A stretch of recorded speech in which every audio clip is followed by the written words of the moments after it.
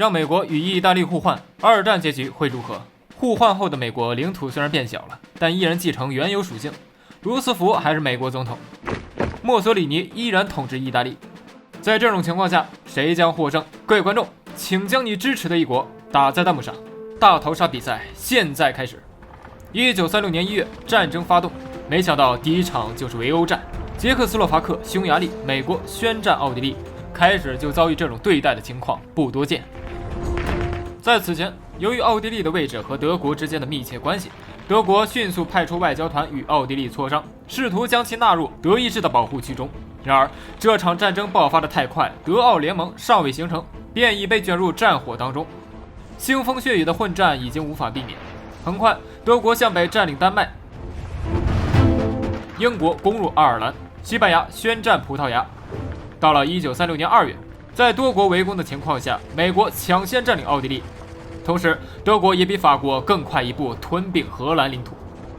1个月后，德国攻入瑞典，法国宣战西班牙，后者因法军的进入放缓了对葡萄牙的进攻。西部的南斯拉夫抢占保加利亚。4月份，美国开启新一轮进攻，目标为匈牙利王国。随后，捷克斯洛伐克加入，试图进行瓜分。同时间，波兰宣战拉脱维亚，德国吞并瑞典，美国再次获得匈牙利领土。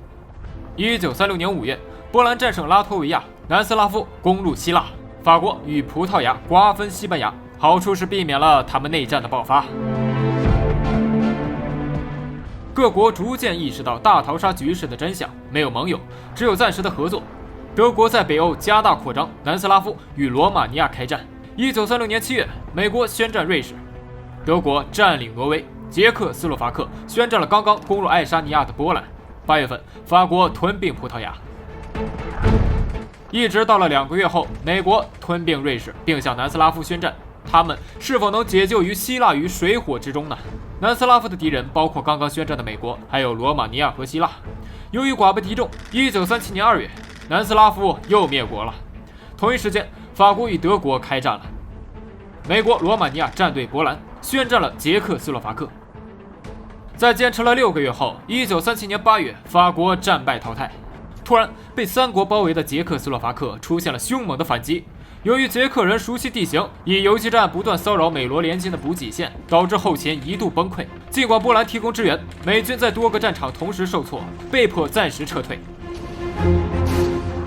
就这样，美国的边界持续的后移险些一分为二。好在波兰再次提起攻势，进行了更多的增援。1937年10月，捷克斯洛伐克被瓜分淘汰，德国于同时间攻入芬兰境内。这时，美国与罗马尼亚开战，波兰则在芬兰淘汰后宣战了德国。4个国家2场战争，谁强谁弱呢？1938年2月，波兰的险境求生失败，德军涌入，将波兰领土占领。而美国与罗马尼亚之间打到完全可以用不可开交来形容。因此，德国必然抓住了这一时机，宣战了罗马尼亚。1938年，美国与德国瓜分罗马尼亚，这是2国同一目标的结束，也是互相为敌的开始。1938年5月，德国宣战美国。经过这么多年的努力，使用意大利领土的美国实力究竟咋样？就让我们一起来检验一下。战争来到7月份，美国的局面相当不利，原始领土仅剩一半，美国只能转移阵地，进入非洲进行防御。1个月后，美军在非洲进行绝地反击，然而德国触发了闪电战，将美国淘汰。事后，1938年9月，英国、苏联与德国开战，试图挽救欧洲与非洲。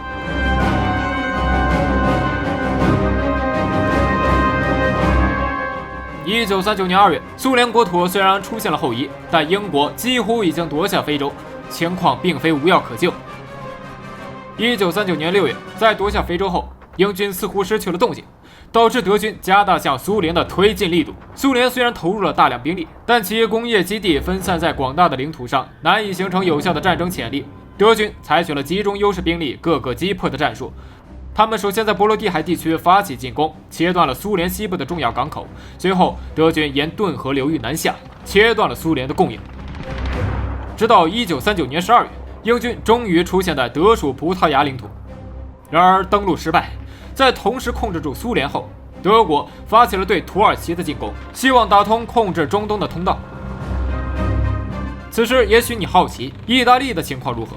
他们被加拿大占领了，后者直接获得了整个北美领土。1940年6月，德国相继占领苏联、土耳其，对手仅剩英国。你更支持哪一边呢？请做出选择。让我们进入终局一战。1943年，德国攻占英国本土地区，英国仅剩非洲。